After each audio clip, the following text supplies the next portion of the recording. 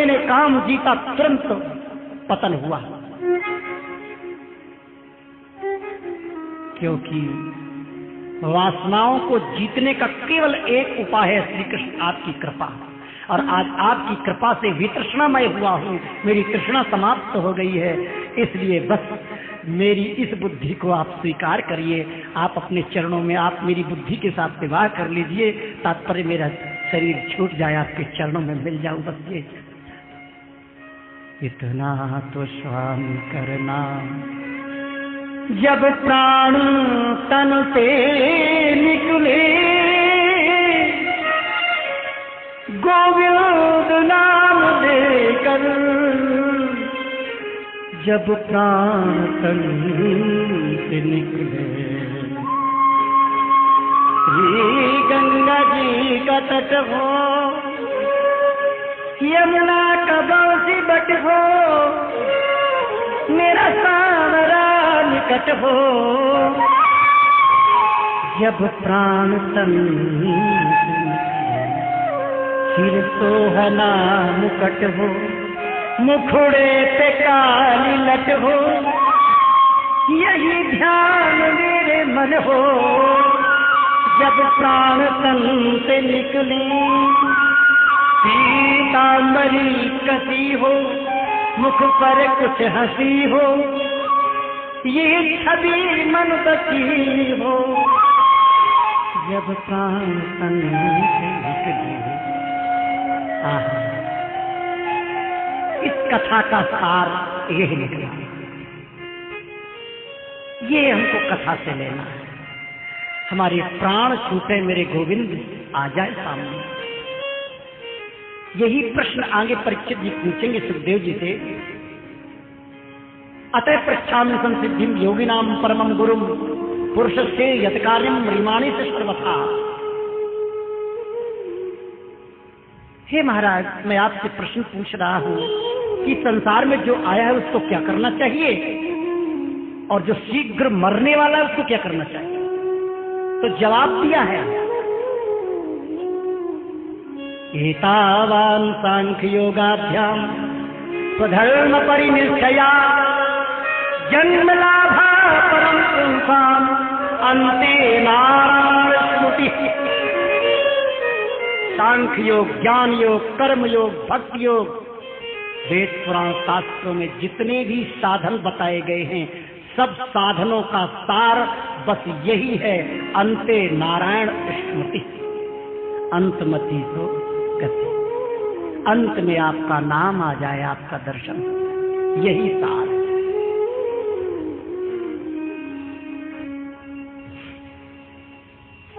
स्वनिगम मतहाय मत प्रतिज्ञा मतमधिकर्तुम वप्लुतो रतस्ता।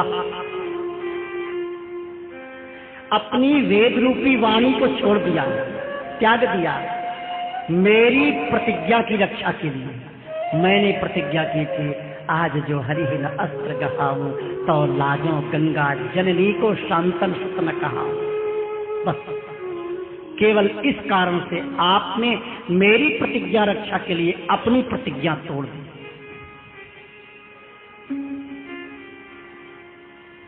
रथ से कूद करके जिस समय आप दौड़े हैं, बस उसके दर्शन करा दो। भगवान बोले, वो तो समय बहुत पुराना चला गया। देखो, बहाना मत बनाओ, आप सामर्थ्यवान है, काल की भी काल है। आप भूत को भविष्य कर दे, भविष्य को भूतकाल कर दे, भूत भविष्यवान वर्तमान काल तीनों को समेटकर एक कर दें। आपका नाम सब कालों का काल है। सब कालन को काल, लोक पालन को पाले। तो क्या काल को बदल नहीं सकते हो? मास दिवस कर दिवस भा मर्म न जाने कोई, ये क्या है? क्या भूत भविष्यवान भविष्य वर्तमान समेट करके रख दिया, वर्तमान ही कर दिया। अरे कुछ महीना 2 महीना इधर उधर कर दो ना, क्यों बहाना बनाते हो? जो ही आंख बंद किया, भगवान ने दिव्य दृष्टि प्रदान की, सूरदास जी का पद गुंजायमान होने लगता है। आहा, वापस पीठ की ठहरा कर धरि चक्र धरन की धावन, नहीं बिसरती वो बान, रथ के उतरी अवन यात्र हुए, कचरज की लपटा।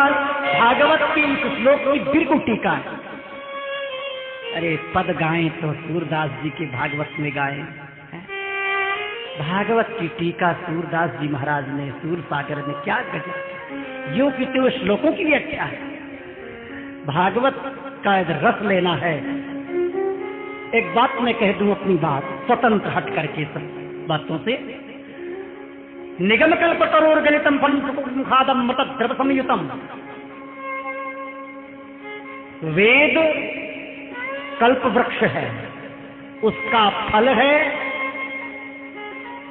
भागवत, और उस फल का जो स्वाद है वो है वृंदावन के रसिकाचार्यों की वाणी। सूरदास जी महाराज, तुलसीदास जी महाराज, श्री स्वामी हरदास जी महाराज, श्री हरिवंश चंद्र जी महाराज, श्री सेवक जी महाराज, चाचा वृंदावन दास जी महाराज, क्या बात। लाल सागर नाम का ऐसा विचित्र दिव्य ग्रंथ है, ठाकुर जी की बड़ी मधुर मधुर लीलाएं हैं। वेद का सार, पुराणों का सार भागवत, और भागवत का सार आचार्यों की वाणी। भागवत का भाव सूरदास जी के पदों में देखिए। वापट पीत की लहरानी, करधरी चक्र धरन की धावनी, नहीं बिसरत वो बानी, रथ ते उतरी अवनी आतुर हुए, कचरज की लपटा। जिनके कच्छ माने बालों में धूल लिपटी हुई है।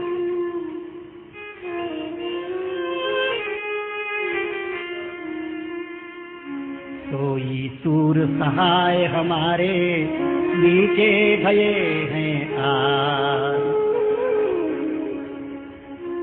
जैसे किसी गुफा से एक सिंह निकले ना और हाथी पर टूट पड़े,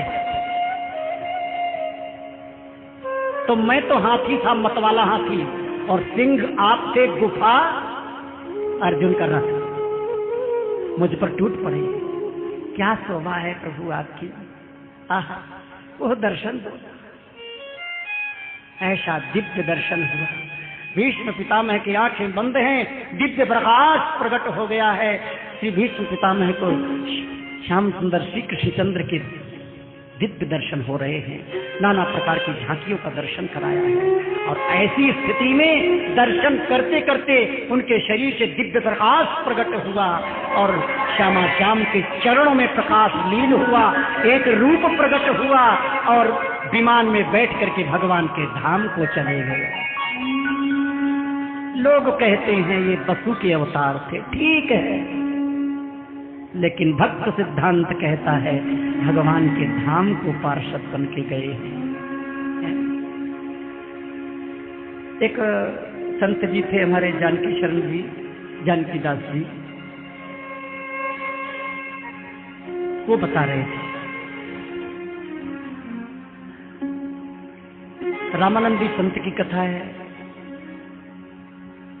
3 लाख रथ सीताराम नाम जप करते थे।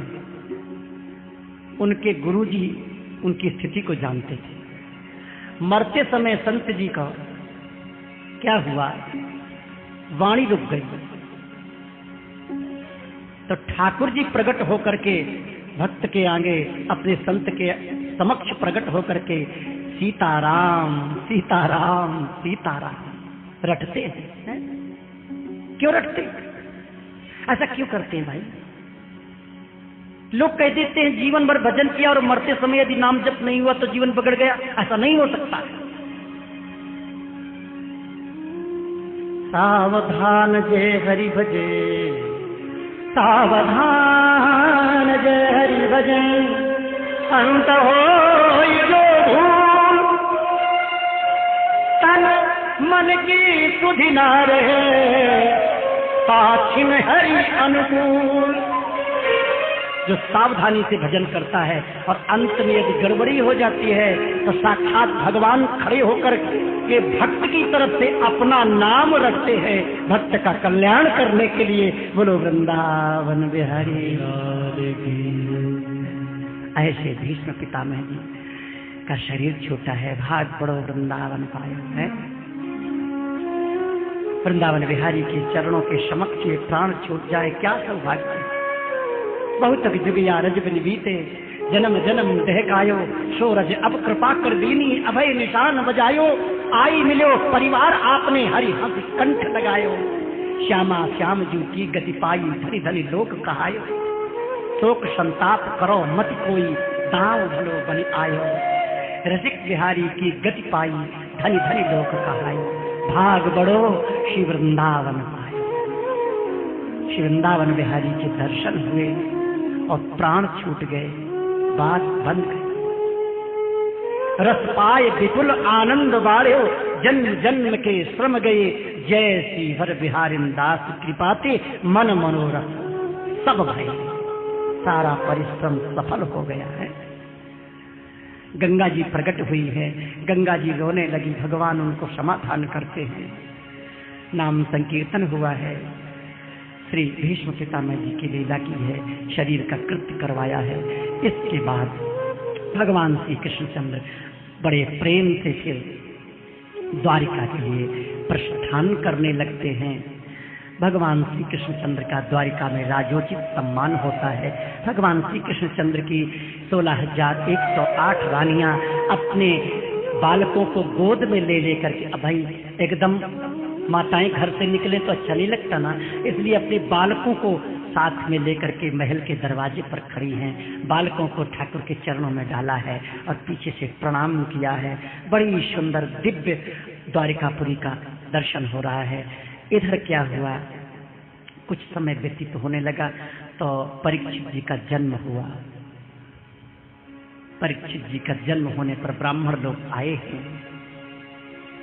कहीं कहीं ऐसा प्रसंग आया है कि महाराज भगवान परीक्षित जी मरे हुए थे तो भगवान को बुलाया, भगवान ने फिर पुनः जीवित किया। लेकिन भागवत में तो ऐसा है कि वो तो पहले ही भगवान उनको जीवित कर गए थे। परीक्षित जी का नामकरण संस्कार ब्राह्मणों ने कहा इनका नाम विष्णुरात है। विष्णुरात क्यों? इसलिए कि विष्णु ने इस बालक की रक्षा की गर्भ में जाकर के, इसलिए विष्णुरात। जन्म कुंडली बनाई है, लेकिन मृत्यु की बात ब्राह्मणों ने नहीं बताई। श्री युधिष्ठिर जी पूछने लगे, भाई एक बात बताओ ब्राह्मणों, इसकी मृत्यु कैसे होगी? ब्राह्मणों ने कहा, महाराज तक्षक नाग के डसने से इस बालक की मृत्यु होगी। युधिष्ठिर जी महाराज घबरा जाते हैं। देखो महाराज घबराओ नहीं, वो तो संत के श्राप के कारण तक्षक नाग जरूर डसेगा, लेकिन शरीर को डसेगा उसके पहले ही ये परमहंस चक्रचूड़ामणि श्री सुखदेव जी महाराज से भागवत की कथा सुनेंगे। तीनों लोकों में बहुत विस्तार होगा।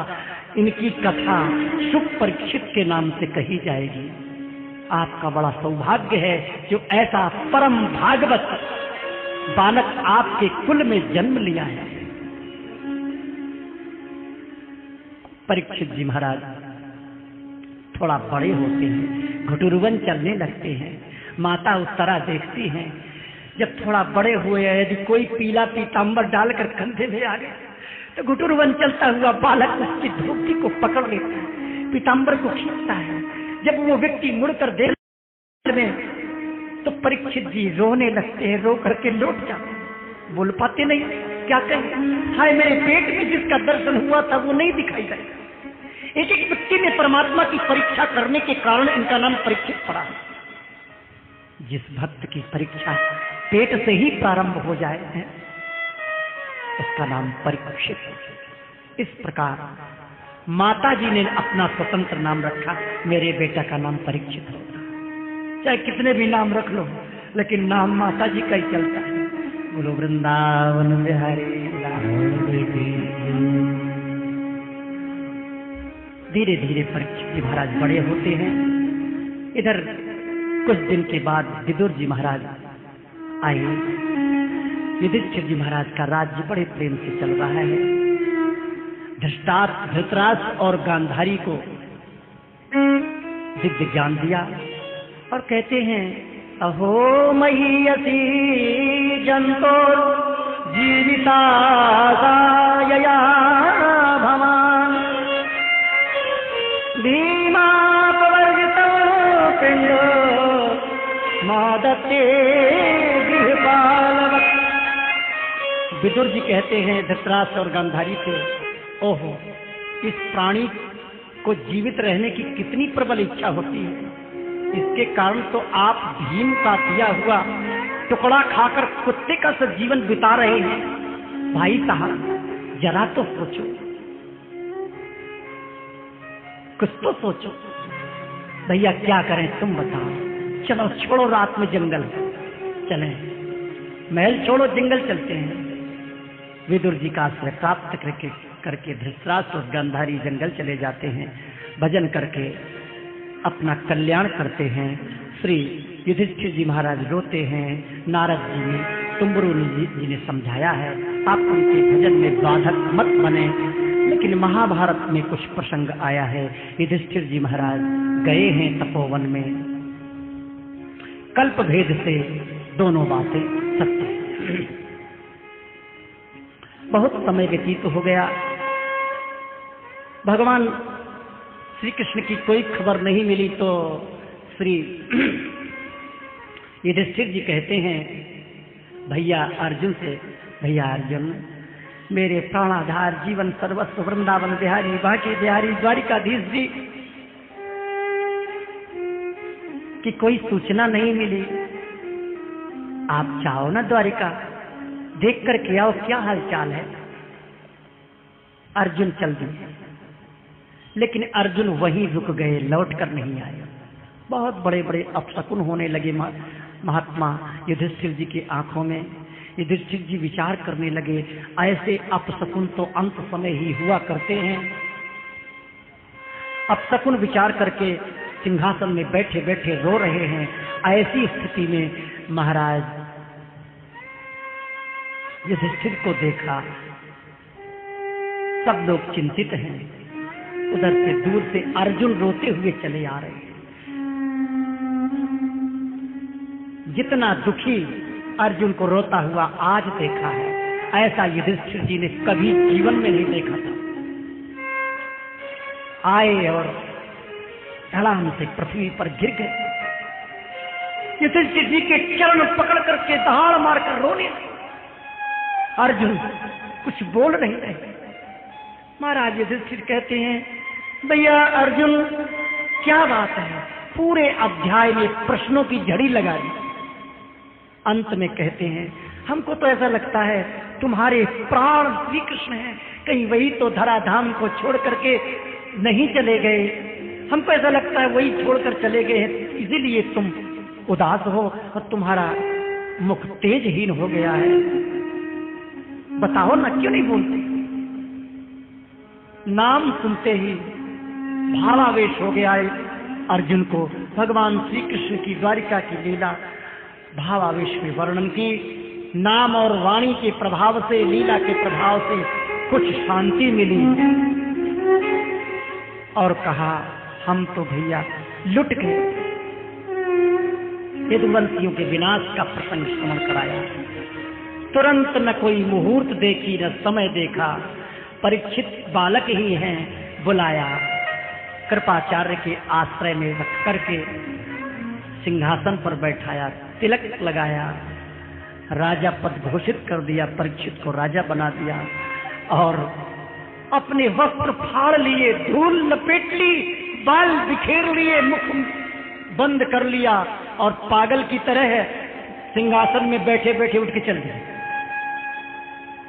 युधिष्ठिर जी विचार करने लगे, जब मेरे साथ श्री कृष्ण ही नहीं है, जब इस धर्म के साथ परम धर्म नहीं है, तो इस धर्म की भी कोई कीमत नहीं है। धर्म की रक्षा कर परम धर्म करता है और इस धर्म को छोड़कर परम धर्म चला गया तो ये धर्म रहकर क्या करेगा? धर्म स्वरूप श्री युधिष्ठिर हैं और परम धर्म रूप भगवान श्री कृष्ण। धर्म की रक्षा परम धर्म करता है। हम धर्म कर्म करते हैं लेकिन परम धर्म पर ध्यान नहीं है तो ऐसे धर्म की कोई कीमत नहीं है। इसलिए धर्मराज जी कह रहे हैं अब हमारी कोई कीमत नहीं है, हम चलते। पांचों भाई पीछे से द्रौपदी चली हैं, हिमालय में शरीर शांत हो गए हैं। केवल युधिष्ठिर जी का शरीर बचा है। युधिष्ठिर जी धर्मराज के रूप में संयमनीपुरी में यूं के तो विराज गए हैं। बोलो वृंदावन बिहारी। आप लोग महात्म्य के दिन श्रवण कर रहे थे। परीक्षित जी ने कलयुग का दमन किया। वो दमन क्यों किया? उद्धव जी ने आज्ञा दी थी कि आप परीक्षित जी कलयुग का दमन करें, क्योंकि युग के प्रभाव से बुद्धि विकृत होती है। भजन कीर्तन सत्संग भागवत में व्यवधान बहुत आता है। तो कलयुग का दमन करने के लिए परीक्षित जी चारों तरफ घूम रहे थे। वही दृश्य यहां प्रस्तुत किया। परीक्षित जी को मालूम पड़ गया है कि कलयुग आ चुका है। भागवत की महिमा में महात्म्य में वर्णन आया है, स्कंद पुराण के महात्म्य में। परीक्षित जी महाराज कलयुग का दमन कर रहे थे, चारों तरफ बाण लेकर के भगवान नाम स्मरण कर रहे थे। ऐसी परिस्थिति में एक दिन की बात है, श्री परीक्षित जी ने देखा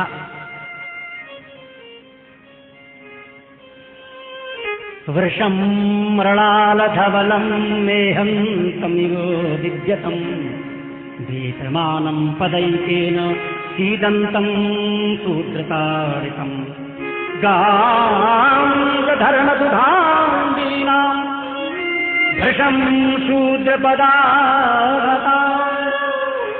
विवत्सां तात्वदना क्षामां यवसलेच्छति।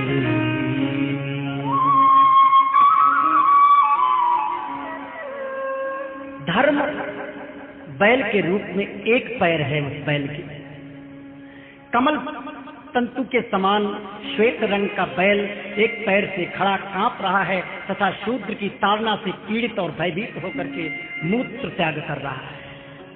और वहां गाय रूप में पृथ्वी माता खड़ी है, वो भी डर रही है। लातों के द्वारा ताड़ना दे रहा है, पिटाई कर रहा है। कलयुग काले काले रंग का नाटा नाटा शरीर है उसका, छोटा सा। दूर से देखा परीक्षित जी ने, बाण का अनुसंधान किया, तलवार निकाली। कौन है रे जो हमारे राज्य में गौ और बैल को कष्ट दे रहा है? कलयुग ने विचार किया, बस अब तो ये हमको मार ही देंगे। तुरंत मुकुट उतार करके अस्त्र छोड़ करके श्री परीक्षित जी की शरण में आया। परीक्षित जी ने कहा, चलो कोई बात नहीं, तू यदि शरण में आया है तो बता तू कौन है? महाराज मैं कलयुग। धर्म से पूछा, धर्म ने भी बात बताई, गौ ने बात बताई, किसी को दोष नहीं दिया। कहते हैं तुम हमारे राज्य को छोड़कर चले जाओ।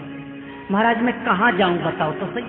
विश्व में मैं आपका राज्य भी यदि छोड़कर चला जाऊं तो जहां देखता हूं आपको देखता हूं, धनुष बाण लिए मेरे पीछे खड़े। आप कृपा करके कुछ स्थान दे दो ना। तपः सत्यम दया सत्यमिति पादाः कृते कृताः अधर्मां तैस्त्रयो भग्ना मय संगमदैस्तव। इस कलयुग में धर्म के तप रूपी पैर को अभिमान ने समाप्त कर दिया है। तप, पवित्रता, दया, इन तीन पैरों को समाप्त कर दिया। एक सत्य बचा है, सत्य रूप परमात्मा और परमात्मा का भजन। सत्य स्वरूपम सत्यम सत्य बीजम नमाम्यहम्, सत्यम परम धीमहि। बस सत्य रूप भगवान श्री कृष्ण ही सब धर्मों के धर्म हैं। वही इस धर्म की रक्षा कर रहे। एक पैर बचा है सत्य।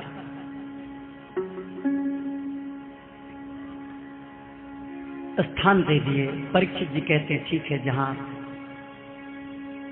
मदिरा पी जाती हो वहां रह जाओ, जहां गाय काटी जाती हो वहां रह जाओ, वैश्यालय में जहां वैश्याएं रहती हो वहां रह जाओ,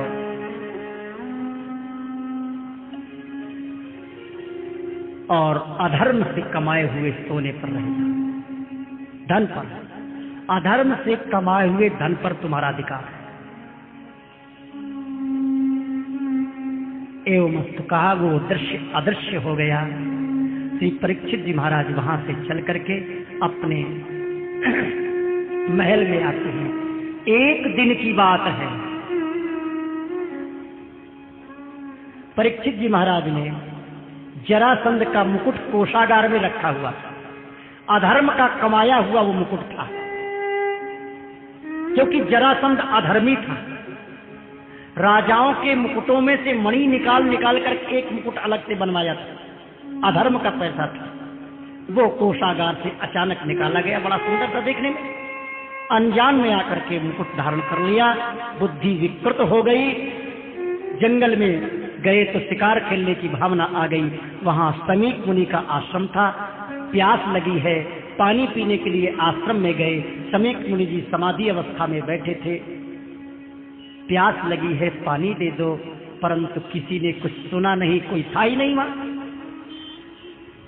परीक्षित जी के मन में संत के प्रति विकार आ गया।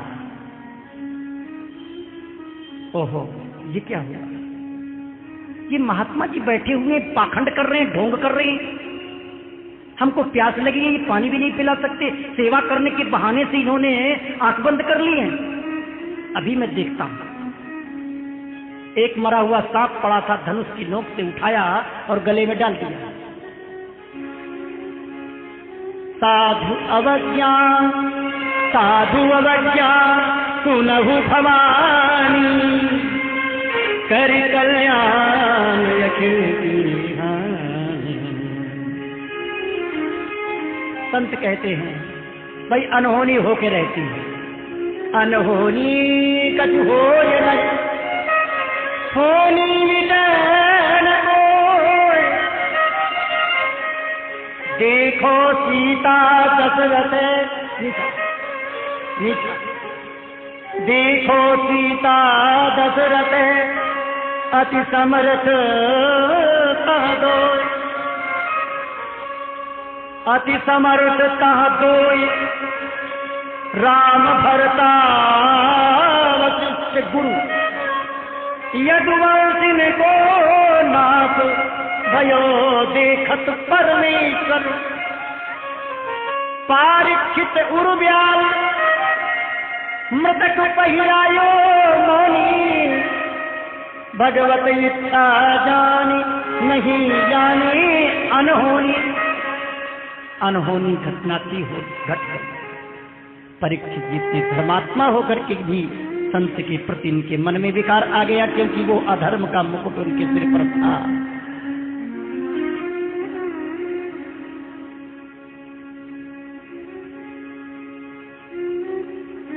पापी पापै संग्रहे, पापी तीरथ नहाए। जल तब ही उज्जवल करे, वाके में लेखाए। धन में, पैसे में व्यक्ति के कर्म का फल जुड़ा हुआ होता है। अधर्म से कमाए हुए धन पर भजन में मन नहीं लगता, ऐसा महात्माओं का अनुभव है।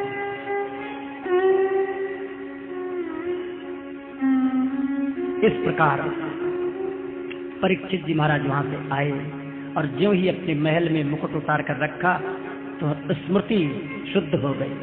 ध्यान आया, ओह हमने तो किसी संत का अपमान कर दिया है, अपराध कर दिया। हाय, इसी समय मेरे को दंड मिले, संत श्राप देकर मेरे को भस्म कर दे तो अच्छा था। इधर समीक मुनि के पुत्र एवं शिष्य कौशिकी नदी में स्नान कर रहे थे। वहां आपस में एक बालक ने देखा, परीक्षित राजा ने आपके पिताजी के गले में मरा हुआ सांप डालकर अपमान किया है। तुरंत वाक वज्र का प्रयोग किया, वाणी रूपी वज्र का प्रयोग किया। तक्षक सप्तमे हनि, हे राजा परीक्षित, तूने मेरे पिता और गुरु का अपमान कर दिया है, इसलिए तुम दंड भोगो। आज से 7 दिन पीछे तुमको तक्षक नाग डसेगा और तुम मर जाओ। पिता और गुरु के शरीर के सामने खड़ा हो गया और करुण क्रंदन करने लगा। पिताजी की समाधि खुल गई। समीक मुनि कहते हैं, बेटा क्या बात है, क्यों रो रहा है? मत रो, पिताजी आपका अपमान किया है। राजा परीक्षित ने आपके गले में देखो मरा हुआ सर्प डाल दिया है, कैसा बुरा लग रहा है। समीक मुनि ने कहा अच्छा कहाँ, चलो कोई बात नहीं है, ये शरीर भी मिट्टी का और ये सांप भी मिट्टी का, मिट्टी के ऊपर मिट्टी डाल दिया तो क्या परेशानी है, अपन तो साधु महात्मा है। अपमान कौन सी चीज है? शरीर का क्या अपमान है?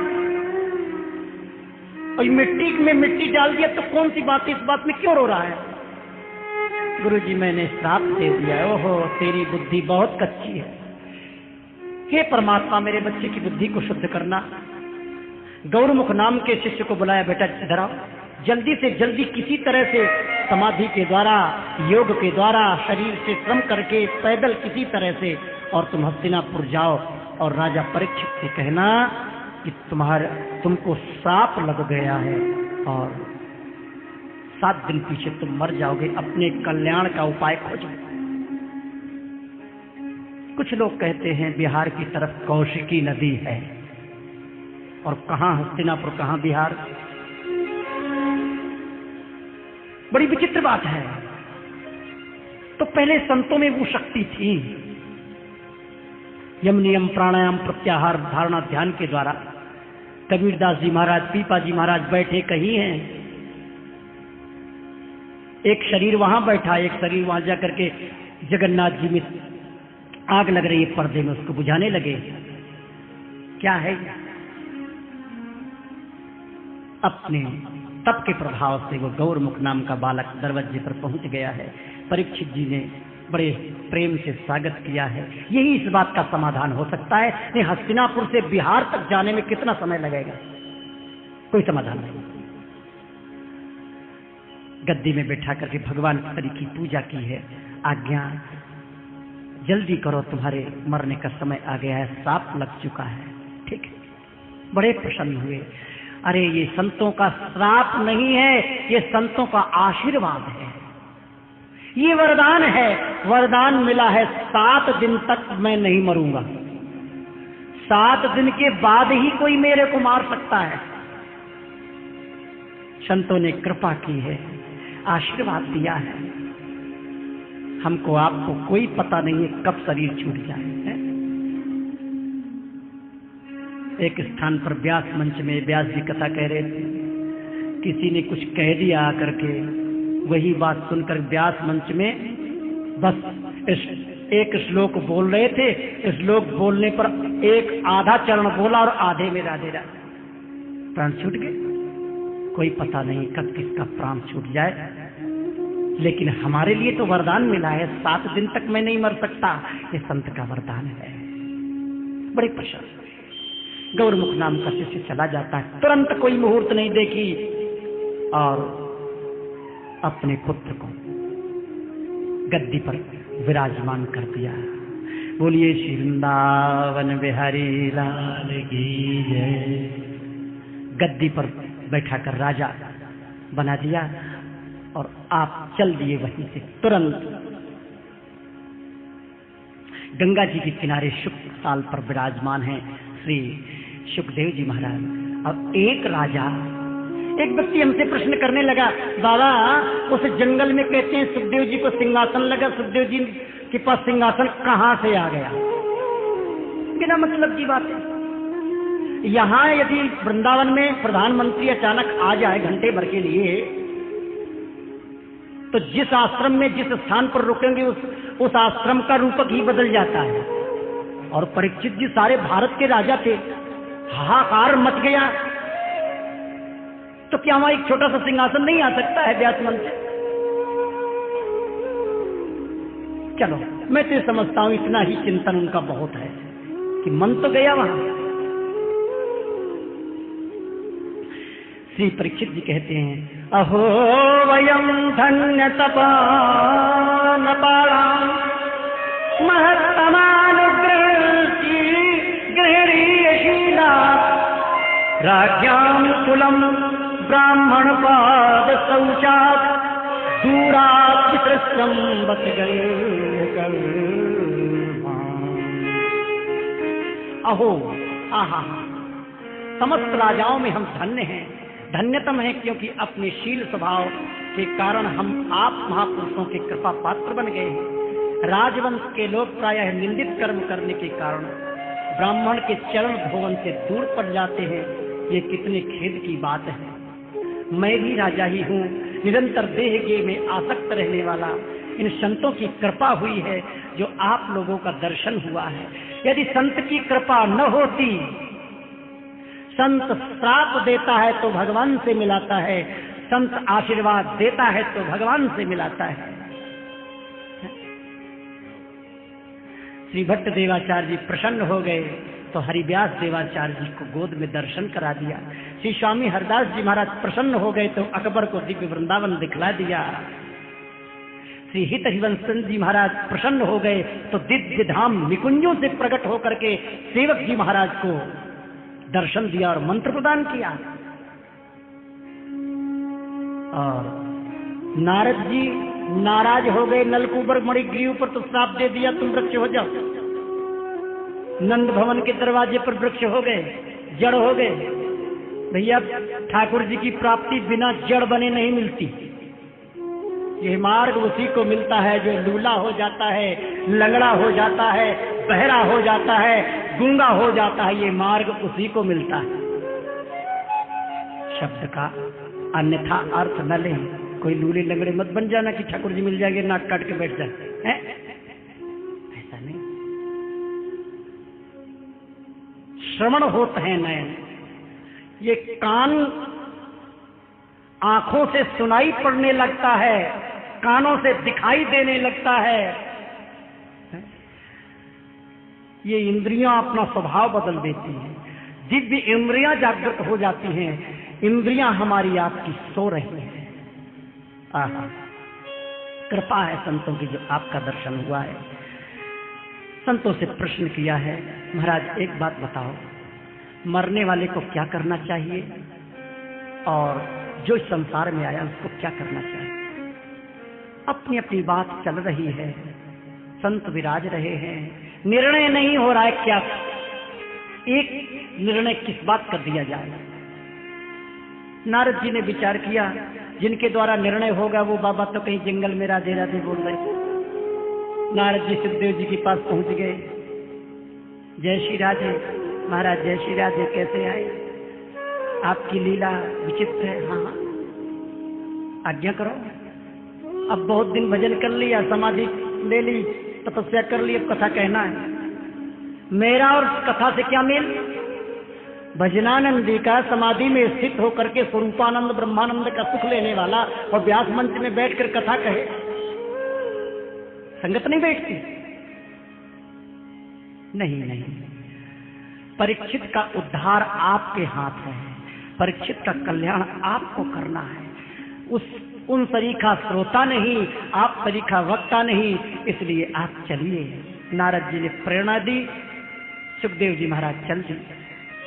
कहीं गए थोड़ी थे, जहां कहीं थे वहां से गंगा जी के किनारे एक छोटा सा गांव है, गांव के बाहर सुखदेव जी महाराज प्रकट हो गए। तत्राभवत् भगवान व्यासपुत्रो यज्ञया गामतमानोनपेक्षा अलक्षलिंगो निजलाभतुष्टो व्रतस्य बालैः अवधूतवेशः तं वयस्वरसं सुकुमारपादे करोरुवावंशकपोलगात्रम् चार्वायताक्षोन्नसतुल्यकर्ण शुभ्राननम् कम्बुसुजातकण्ठम् निगूढजत्रुं प्रकुतुं प्रथुत्तुङ्गवक्षस मावदन्तनाभिं बलिवल्गूदरं च दिगम्बरं वक्त्र विकीर्णकेशं प्रलम्ब बाहुं स्वमरोत्तमाभम्। तत्र अभवत् भगवान व्यासपुत्रो, व्यासपुत्र श्री सुखदेव जी महाराज प्रकट हो गए गांव के बाहर। कुछ बालक बालिका वृद्ध वयोवृद्ध झुंड के झुंड चल दिए। देखते हैं, हाय हाय देख तो सही ये कितना सुंदर है। छोटे छोटे बच्चों का काम क्या है, कोई नई चीज देखें तो बस धूल उड़ाना, धूल उड़ा रहे हैं, वर्र पुर कर रहे हैं, पत्ते उड़ा रहे हैं, शोर मचा रहे हैं। जवान स्त्रियां कह रही हैं, हाय देख तो सही कितना सुंदर है, पर क्या करे ये पागल हो गया है। कोई भक्त कहता है इसके लक्षण पागल के नहीं है, इसके लक्षण तो वीतराज के हैं, दिगंबर है, ये तो कोई महात्मा लगता है। एक कहते भाई महात्मा कैसे लगेंगे, अलक्ष्य लिंगो निजलाभ तुच्छ, आमाने नहीं लक्ष्य माने दिखाई देना, लिंग माने चिन्ह। अरे भाई रामानंदी होता तो रामानंदी तिलक होता, कृष्णानंदी होता तो कृष्णानंदी तिलक होता, सन्यासी होता तो लाल वस्त्र होते, वैष्णव होता सफेद वस्त्र होते। अरे भाई संप्रदाय का कोई न कोई तो चिन्ह होता, पर न तो साधु दिखाई दे रहा है, न ब्रह्मचारी दिखाई दे रहा है, न महात्मा दिखाई दे रहा है, न गृहस्थी दिखाई दे रहा है। ये तो पागल है। अलक्ष्य लिंगो निज लाभ तुष्टो, कोई चिन्ह दिखाई नहीं दे रहा है, निज लाभ से पुष्ट पुष्ट है। एक अपना लाभ, एक पराया लाभ, एक परम लाभ, निज लाभ। अपना लाभ क्या है, शरीर का लाभ कोई लाभ नहीं है, इंद्रियों के सुख का सुख लेना कोई लाभ नहीं है। लाभ तो अपना निजी, अपने परमात्मा अपने पास हो और अपने की सेवा अपने स्वयं करें, इसलिए ये अपना लाभ है, निजी लाभ है। निजी अपने निजी कोई नहीं है, अपने तो श्यामा श्याम है। तो निज लाभ तुष्टो, श्यामा श्याम की सेवा में संलग्न है, सखी स्वरूप से सुख सखी जी ध्यान मग्न है, भागवत के श्लोक कंठ कर रहे हैं, अपने आत्म लाभ से तुष्ट पुष्ट हैं। निज लाभ पुष्टो व्रतश्च वालैः अवधूत वेशः, अवधूत वेश है। तम द्वै अष्ट वर्षम, अष्ट 2 8 गुनी 16, 16 वर्ष का 16 वर्षीय इनका सुंदर श्याम का स्वरूप है। सुकुमार हस्त कमल है, नयन कमल है, चरण कमल है, करोड़ बाहवंत कपोल गात्रम, हाथ कितने कोमल हैं, कमल की कर्णिका के अग्रिम भाग के समान जिनकी हस्त कमल है, कपोल भरे हुए हैं, नशतुल्य करुणा, और उनकी जो बगल की हसली है ना गर्दन की, वो बिल्कुल भरी हुई है, कोई पतले नहीं है, हृष्ट-पुष्ट। कंबु सुजात कंठम, और उनका कंठ कैसा है, कंबु माने शंख, जैसे शंख गोल गोल होता है ना, उसमें चिन्ह बने होते, रेखाएं बनी होती हैं, उनके गले में 3 रेखाएं हैं, मुख से आहा कहते हैं तो शंख किसी गंभीर नाद प्रकट हो रहा है। कंबु सुजात कंठम, निगूढ़ जत्रम प्रथुतुंग वक्षस, चौड़ी छाती है, लंबे लंबे हाथ हैं जो घुटने के नीचे हैं, प्रथुक प्रदेश भारी है, कमर से नीचे का हिस्सा और घुटने से ऊपर के हिस्से नितंब प्रदेश, कमर से बगल के हिस्से को नितंब प्रदेश कहते हैं। नितंब प्रदेश भारी है, दोनों जांघें सटी हुई है, श्याम वर्ण है, आहा क्या सुंदर चरण कमल हैं, चरणों में की नखाग्र भाग से भगवान श्री कृष्ण के चरण कमलों की सी आभा प्रकट हो रही है, ऐसा दिव्य स्वरूप है, लेकिन उस श्रीअंग में धूल ढकी हुई है। दिक है अंबर जिनका, दिगंबर है, वस्त्र कोई नहीं है, दिशाएं ही वस्त्र है जिनकी, प्रलंब बाहु, बड़ी लंबी लंबी बाहु है। ऐसा विचित्र स्वरूप श्री सुखदेव जी महाराज का है। जब सब लोग धूल उड़ा रहे हैं, कोई पत्ता उड़ा रहे हैं, कोई कंकड़ मार रहे हैं, तो नारद जी को थोड़ा, नारद जी विनोदी स्वभाव के हैं, मस्ती लेते हैं। एक गुलाब का फूल लिया, सुखदेव जी के सिर पर ऐसे डाल दिया व्यंग में। सुखदेव जी ने नारद जी की तरफ देखा, महाराज जी ये क्या करते हैं आप? अरे हमारी तरफ तो तीखी नजर से देख रहे हैं बाबा, और ये जो पीछे पीछे बच्चे आ रहे हैं तो धूल उड़ा रहे हैं, कंकड़ उड़ा रहे हैं, इनकी तरफ देखकर मंद मंद मुस्कान की छटा बिखेरने लगती, क्या बात? सुखदेव जी ने इशारा किया, ये बेचारे अज्ञानी हैं, अज्ञानी पर क्रोध क्या किया जाए? आप तो समझदार हैं, समझदार अपराध करता है तो सोचनीय। दोनों चले जा रहे हैं। इधर संत समुदाय परम पावनी श्री गंगा जी के किनारे बैठे हैं, वट वृक्ष का आश्रय है, प्रतीक्षा हो रही है। दूर से संत महात्माओं का झुंड है, उस झुंड में श्री कृष्ण द्वैपायन वेद व्यास जी हैं, व्यास जी के पिताजी पराशर जी हैं, पराशर ऋषि के पिताजी शक्ति को राक्षस ने खा लिया था, शक्ति के पिताजी श्री वशिष्ठ जी महाराज हैं, वशिष्ठ जी के पिताजी ब्रह्मा, ब्रह्मा के पिता भगवान, परंपरागत सब विराज रहे हैं। संत समुदाय को देखा, बड़े आनंद में मग्न हुए। वहीं श्री व्यास जी महाराज ने सोचा ये कोई महात्मा आ रहे हैं, अवधूत आ रहे हैं, कोई पागल आ रहे हैं, क्या चक्कर है? व्यास जी महाराज भरी सभा में खड़े हो गए। श्री कृष्ण द्वैपायन वेद व्यास जी खड़े होकर के दर्शन करने लगते हैं। हाय हाय, इसी प्रकार मेरा बालक था, मेरा सुखदेव था, कहीं वही तो नहीं? ऐसा विचार करके व्यास जी थोड़ा आगे चलते हैं। सुखदेव जी इधर से आते हैं। क्यों ही सुखदेव जी मस्ती में थोड़ा दौड़े, व्यास जी समझ गए बस वो मेरे ही। व्यास जी महाराज सफेद दाढ़ी हिलाते हुए दौड़ते चले आ रहे हैं। सुखदेव जी इधर से दौड़े, व्यास जी ने उठा करके सुखदेव जी को छाती से लगा लिया, प्रणाम नहीं करने दिया, और गोद में भर करके दिव्य सिंहासन में विराजमान करके चारों तरफ जय जयकार होने लगी। बोलिए जी सुखदेव जी महाराज की जय।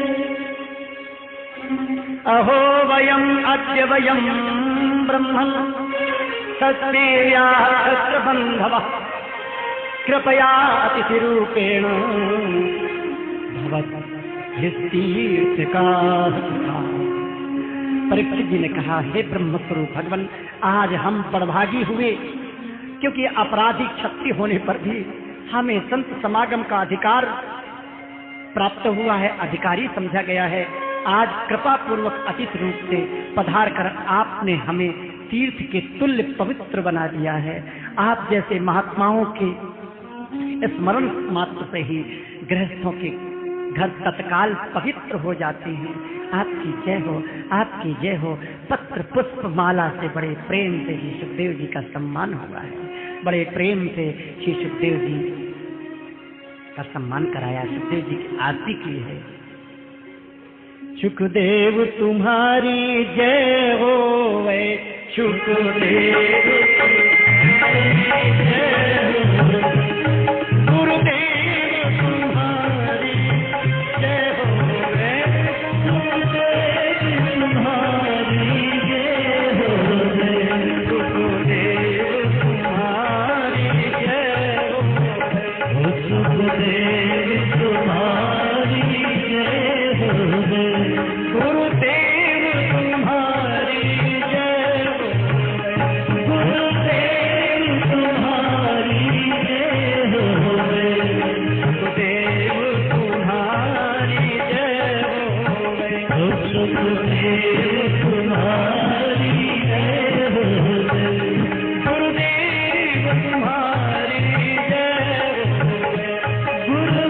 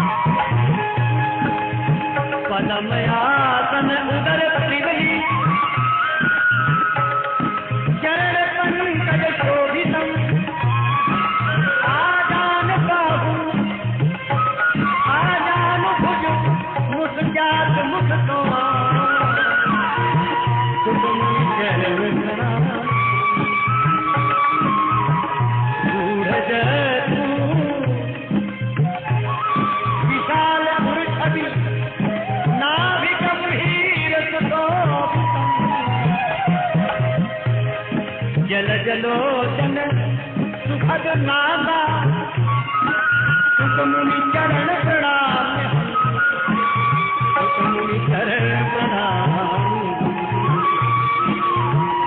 व्यास नंदन जगत वंदन मोह ममत्व निकलनन काम क्रोध मद लोभ न दिल में सुख मुनि चरण प्रणाम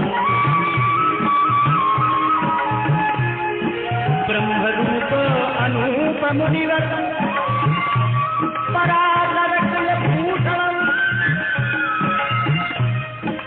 श्री कृष्ण चरित्र पुनीत वर्णक सुख मुनि चरण प्रणाम त्रिभुवन उजागर पतित पावन त्रिभुवन उजागर कृपा सागर द्वंद संकट मोचन प्रेम मदमा तेरगे नित सुख मुनि चरण प्रणाम निरालंब निभरम स्थिर बुद्धि निकेतनम धर्मधारी ब्रह्मचारी सुख मुनि चरण प्रणाम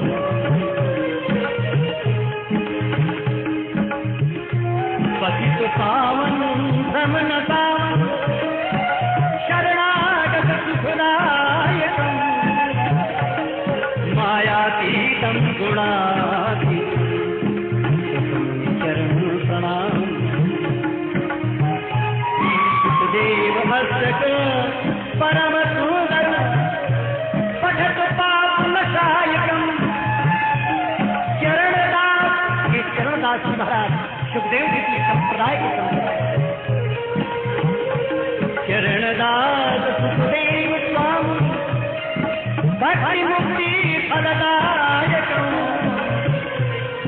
भक्ति मुक्ति फलदायक सुखदेव तुम्हारी जय हो सुखदेव तुम्हारी जय हो गुरुदेव तुम्हारी जय हो गुरुदेव तुम्हारी जय हो सुखदेव तुम्हारी जय हो सुखदेव तुम्हारी जय हो व्यास नंदन तुम्हारी जय हो व्यास नंदन तुम्हारी जय हो सुखदेव तुम्हारी जय हो सुखदेव तुम्हारी जय हो गुरुदेव तुम्हारी जय हो गुरुदेव तुम्हारी जय हो। क्या सुंदर दिव्य स्वरूप है श्री सुखदेव जी का स्वरूप साक्षात भगवान श्री कृष्ण का ही स्वरूप है। आचार्य माम विजाने आत्माव मन्नेत कर परीक्षित जी हाथ जोड़ करके विराज गए हैं। आरती पूजन माला आदि धारण करा करके आंखों से अश्रु बहा करके निवेदन करते हैं। परीक्षित जी ने कहा गुरुदेव अतः प्रच्छामि संसिद्धिं योगीनां परमं गुरुं पुरुषस्य यत् कार्यं म्रियमाणस्य सर्वथा। अतः प्रच्छामि संसिद्धिं, हे महाराज योगीनां परमं गुरुं, योगियों के परम गुरु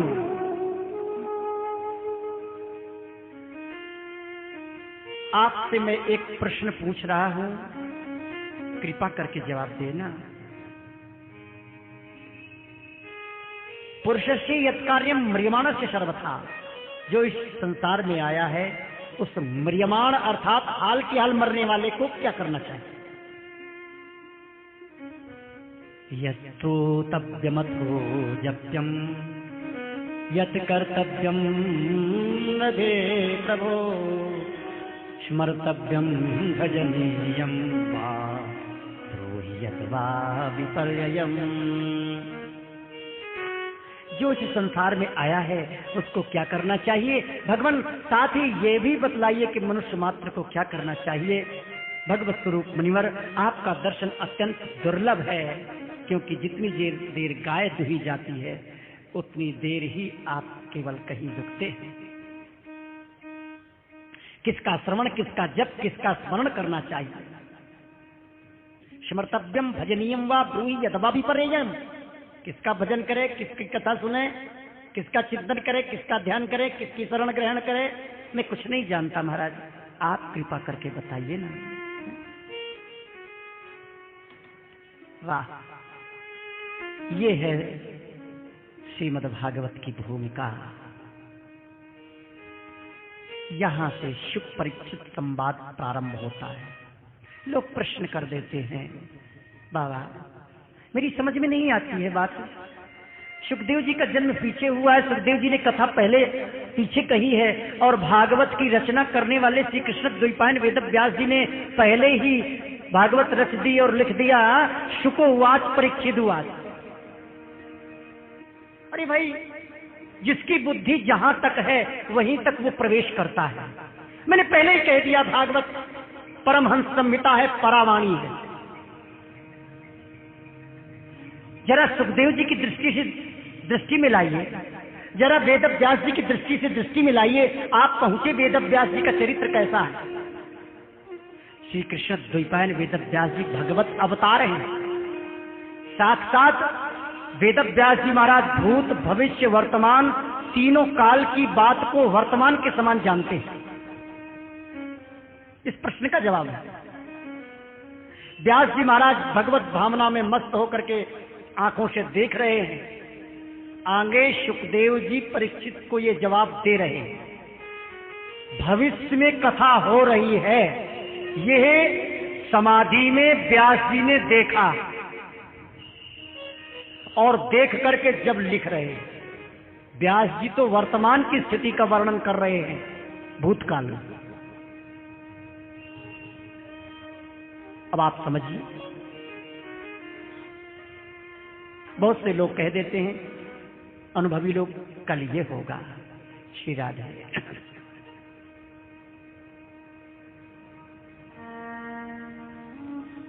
अनुभवी लोगों को अनुभव हो जाता है कल क्या होगा, समझदारी से समझ जाते। ये है परमहंस संहिता। आए, इसलिए इसका समाधान यही है, भविष्य की बात को वर्तमान में करके श्री व्यास जी ने भागवत की रचना की है। आए, अब वो जो भविष्य था वो वर्तमान बन गया। सुखदेव जी कहते हैं, वरीयाने सुते प्रश्न कृतालोकहितं नता आत्मजित्सम्मत पुंसाम्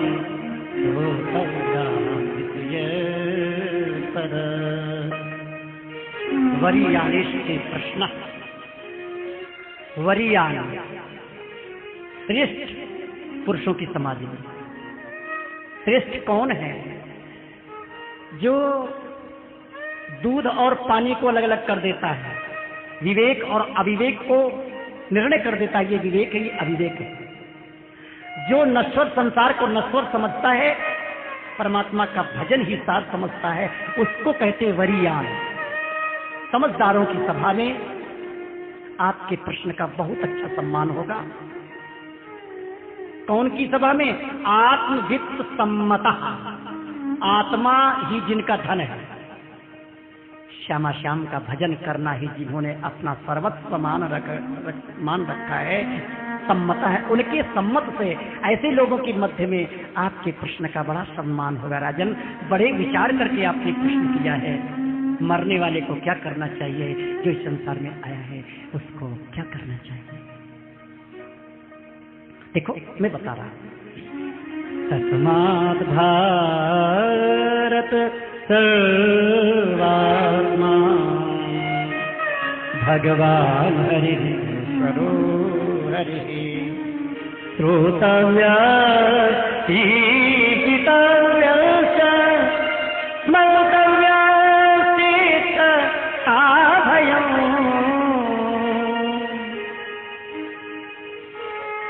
एतन्निर्विद्यमानानाम्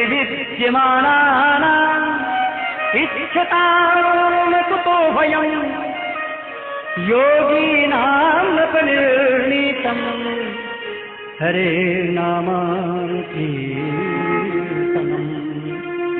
एतावा सांख्ययोगाभ्याम् स्वधर्म परिनिष्ठया जन्मलाभ परं पोषाम् अन्ते नारायण स्मृति। तस्मात् भारत, अरे भारत, अरे परीक्षित, भगवान सर्व आत्मा है, ईश्वर है, हरि है, ब्रह्म है, परमात्मा है। उन्हीं की कथा सुननी चाहिए, उन्हीं का कीर्तन करना चाहिए, स्मर्तव्य, और उनका ही स्मरण करना चाहिए। इसके अलावा और कुछ भी नहीं करना चाहिए। ऐसा करने से ही जीव का परम कल्याण है। अंत के समय यही करना चाहिए।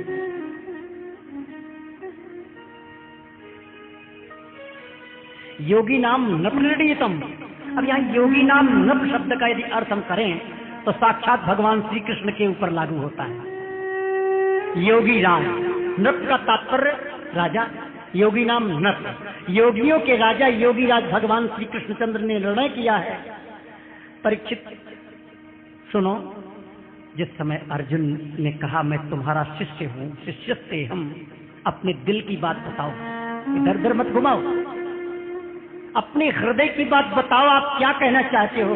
एक काम बताओ, मैं उसको करूंगा, 10 नहीं करूंगा। आपने योग भी बता दिया, कर्म भी बता दिया, ज्ञान भी बता दिया, भक्ति भी बता दी, मेरी समझ में कुछ नहीं आता है, सब राधे राधे।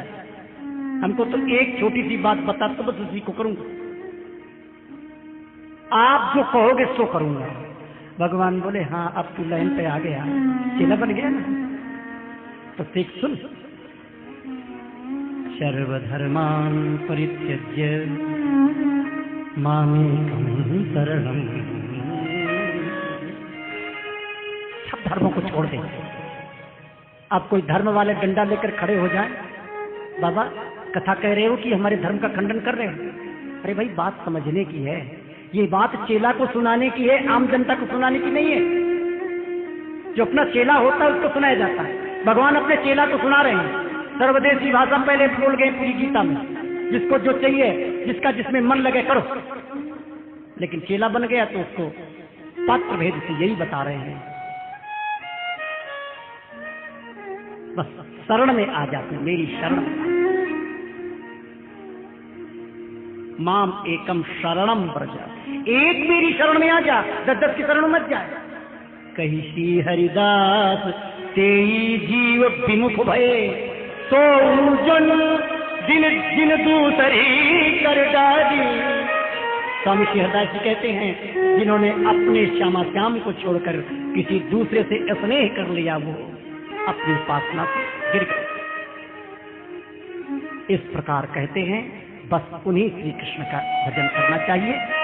सांख्य योग, कर्म योग, ज्ञान योग, इन सबका तात्पर्य यही है, अंते नारायण स्मृति, अंत में नारायण का स्मरण हो जाए।